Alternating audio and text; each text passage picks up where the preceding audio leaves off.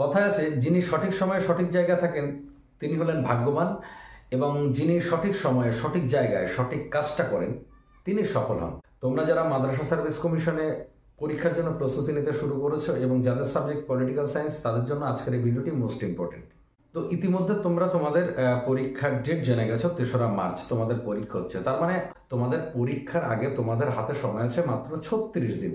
তো এই 36 দিন তোমরা কিভাবে পড়াশোনা করবে তার একটা রোড ম্যাপ আমি তোমাদের সাথে শেয়ার করব। তো একটা পরীক্ষার সফলতা নির্ভর করে তার প্রস্তুতির উপর। এখানে প্রস্তুতিকে আমরা দুটো ভাগে ভাগ করতে পারি। একটা হচ্ছে তোমরা পরীক্ষার আগে 6 মাস, 7 মাস, 8 মাস, 1 বছর ধরে যে প্রস্তুতি নাও সেটা, এবং পরীক্ষার ঠিক 1 মাস আগে, বলা যেতে পারে পরীক্ষার 1 মাস আগে তোমরা কিভাবে প্রস্তুতি নিচ্ছ সেটাও কিন্তু মোস্ট ইম্পর্টেন্ট। আজকের এই ভিডিওতে আমি এই 36 দিন তোমরা কিভাবে পড়াশোনা করবে তার সম্পূর্ণ একটা রোড ম্যাপ আমি তোমাদের সাথে শেয়ার করব আমার অভিজ্ঞতার ভিত্তিতে। তারপরে তোমরা খেয়াল করো, তোমরা যখন পড়াশোনা করছো তখন তোমরা একটা অধ্যায় পড়ছো, তারপর 2-3 দিন বাদে আবার সেই অধ্যায়টা ঠিকঠাকভাবে মনে রাখতে পারছো না, অর্থাৎ এক্ষেত্রে ভুলে যাওয়ার একটা প্রবণতা তৈরি হচ্ছে। তো এইটা যাতে না হয় সেই জন্য আজকের এই ভিডিওটা। তো এক্ষেত্রে তোমরা যদি মনে করো তোমাদের হাতে 36 দিন সময় আছে এবং কম বেশি তোমাদের অধ্যায় আছে 40টা, অর্থাৎ তোমরা যদি প্রত্যেক দিন একটা করে অধ্যায় পড়ো তাহলে 36 দিনে কম বেশি তোমাদের 40টা অধ্যায় শেষ হয়ে যাবে। বাট এক্ষেত্রে একটা সমস্যা হচ্ছে, তোমরা আজকে যে অধ্যায়টা পড়ছো সেই অধ্যায়টা কিন্তু 20 দিন, 25 দিন, 30 দিন বাদে আর তোমরা ঠিকঠাকভাবে মনে করতে পারবে না। তাহলে এক্ষেত্রে একটা সমস্যা। এবার আমি যা পড়লাম সেটা যদি আমার মনে না থাকে তাহলে তো আমার কোনো লাভ হলো না। সেই জন্য এই 36 দিন তোমাদের পড়ার ধরনটা চেঞ্জ করতে হবে। এক্ষেত্রে কি করতে হবে, একটা টপিক বারবার পড়তে হবে। এখন একটা টপিক বারবার পড়তে গেলে তার জন্য তো একটা সময় লাগে। এখন যেহেতু তোমাদের কাছে 36 দিন সময় আছে, এই 36 দিনের মধ্যে তোমাদেরকে এই 40টা অধ্যায় ঠিকঠাকভাবে আয়ত্তে আনতে হবে। তার জন্য দরকার হচ্ছে একটা টার্গেট।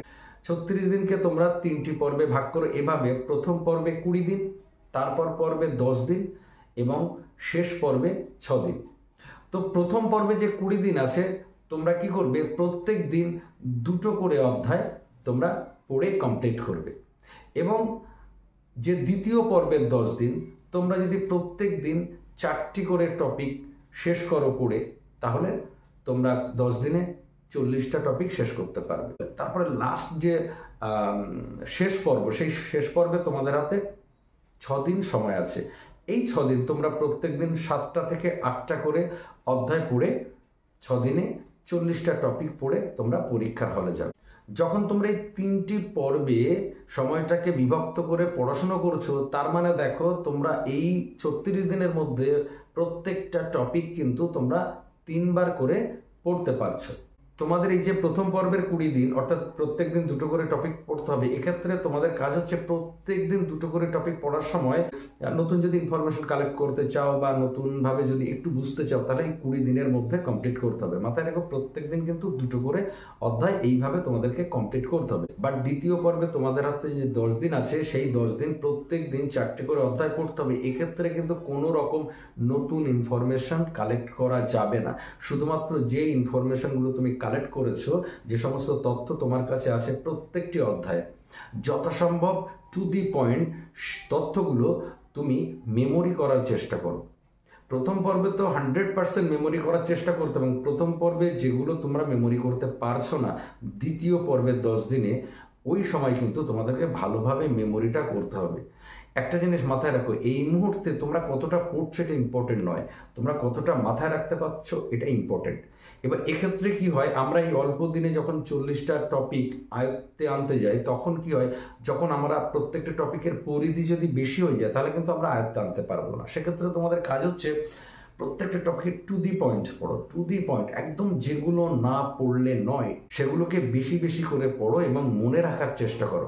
অর্থাৎ মূল জিনিসগুলো তোমরা এমনভাবে পড়বে যে তোমার শরীরে যদি 102 কিংবা 103 জ্বর থাকে আর সেই সময় ওই মূল বিষয়ের উপরে তোমাকে যদি কেউ প্রশ্ন করে, তাও জ্বর গায়ে, তুমি যদি ভুল বকো, ওই ভুল বকতে বকতেও জানো তুমি প্রশ্নের সঠিক উত্তর দিতে পারো। এরকম ভাবে টু দি পয়েন্ট মূল বিষয়গুলো আয়ত্ত করে ফেলো। একটা কথা মাথায় রেখো, এই 36 দিন তুমি কিভাবে পড়ছো তার উপর তোমার পরীক্ষার রেজাল্ট অনেকটা নির্ভর করছে। সেই জন্য আমি বলবো এই 36 দিন যারা সবচেয়ে বেশি কনসেন্ট্রেট করতে পারবে, পড়াশোনায় সবচেয়ে বেশি মনোনিবেশ করতে পারবে, যারা একটা পড়াশোনার পরিবেশের মধ্যে যারা নিজেকে সবচেয়ে বেশি আটকে রাখতে পারবে, তারা কিন্তু সহজে 40টা অধ্যায় আয়ত্তে আনতে পারবে।